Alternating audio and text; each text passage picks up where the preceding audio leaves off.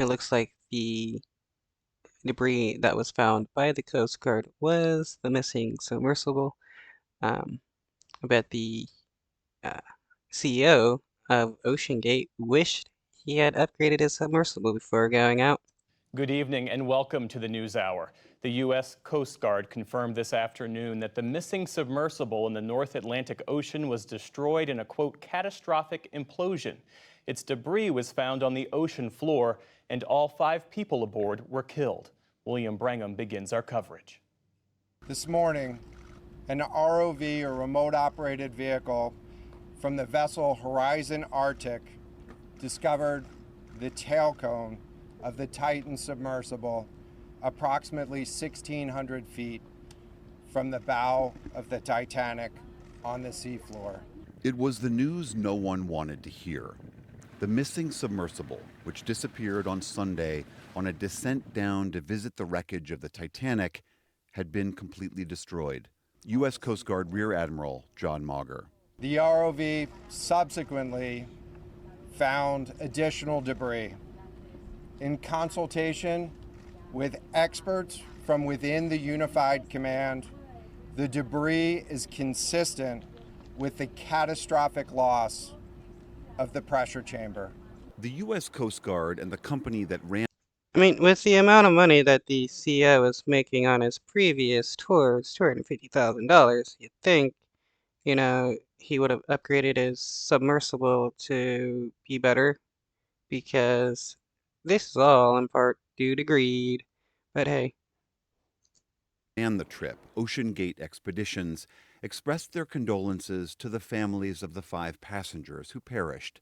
They are Hamish Harding, Shahzada Dawood and his son Suleiman Dawood, Paul-Henri Narjolet, and OceanGate CEO and captain of the vessel, Stockton Rush.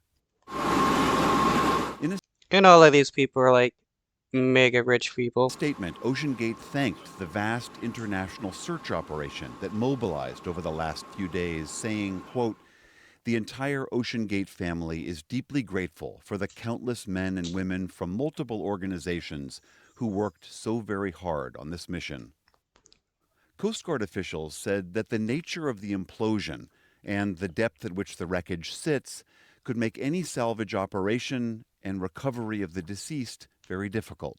This is an incredibly unforgiving environment down there on the seafloor, and the debris is consistent with a catastrophic implosion of the vessel.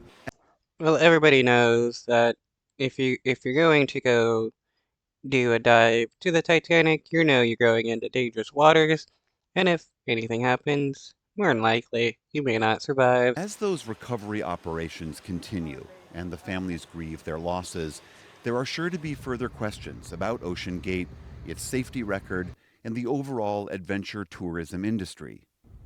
In fact, as this saga unfolded over the last few days, past criticisms of OceanGate had reemerged.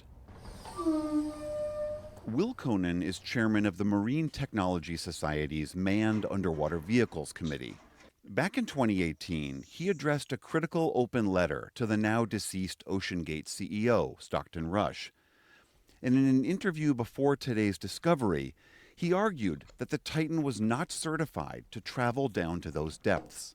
There are only 10 vehicles in the whole world that can go 4,000 meters or deeper, and all of them are certified, except the Titan.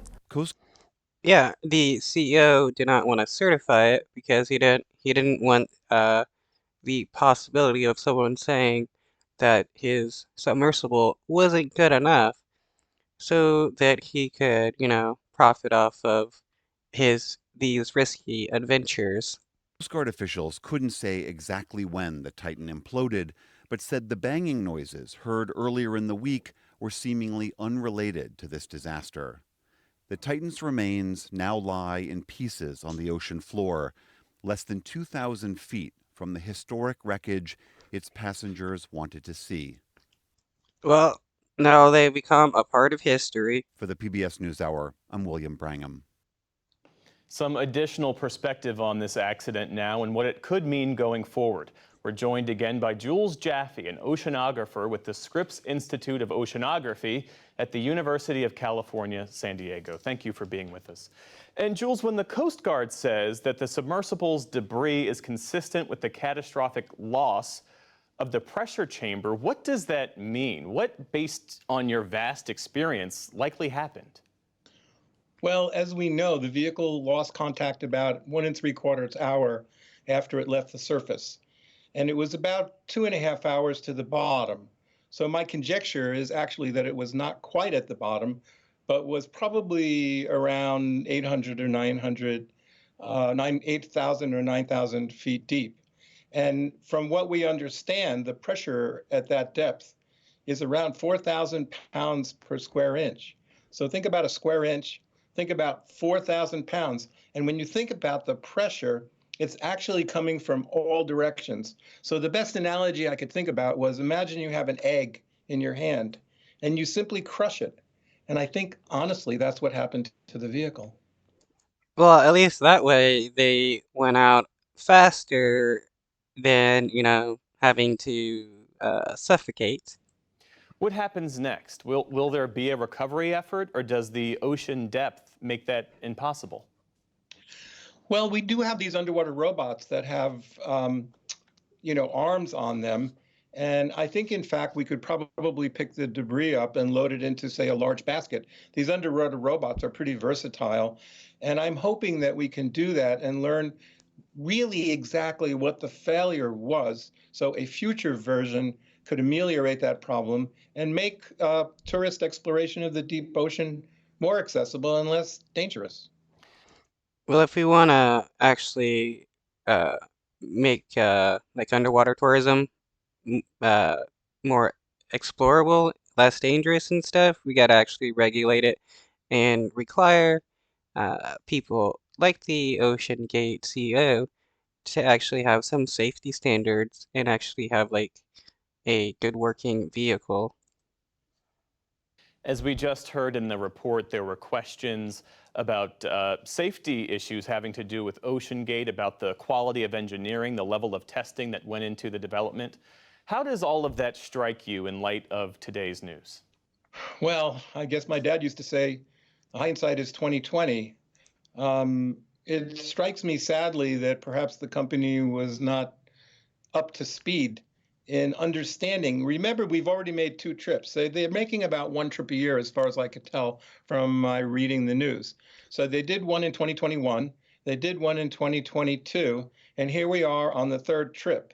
And what happens to anything that's under stress, a mechanical component, is it fatigues. And think about the tremendous pressure, and then it relaxes, and the tremendous pressure, and it relaxes. The other part of the equation that I really worried about, and maybe it's validated, was, when we take planes, we are convinced of their safety, but we don't always understand that the aerospace industry has strict standards for doing what's non-destructive tests and evaluation. And they use ultrasonic probes to examine the integrity of the metal components. If you've ever seen a plane, the wings are flexing, and those guys are world expert on ensuring our safety. It's pretty clear, sadly, that the people in this company were not up to speed on testing this vehicle and ensuring its safety for such a tragic occurrence as happened probably 4 days ago when they lost contact with the surface. Is adventure tourism going to change because of this? Should it change because of this? Well, there's another company that makes underwater vehicles that have gone into the Marianas Trench, which is 35,000 feet. And this one, and I wouldn't call it a shallow application, but it's 12,000 feet. I think adventure tourism is going to be here to stay. And I am a supporter of innovation in underwater vehicle development. But clearly, we need to be a little more vigilant, ensuring the safety and understanding the forces that are on vehicles. I mean, this design was very new. It was carbon fibers combined with titanium. And I think we need to worry a bit more about the stresses and the fatigue that happens when we make repeated excursions into the deep ocean.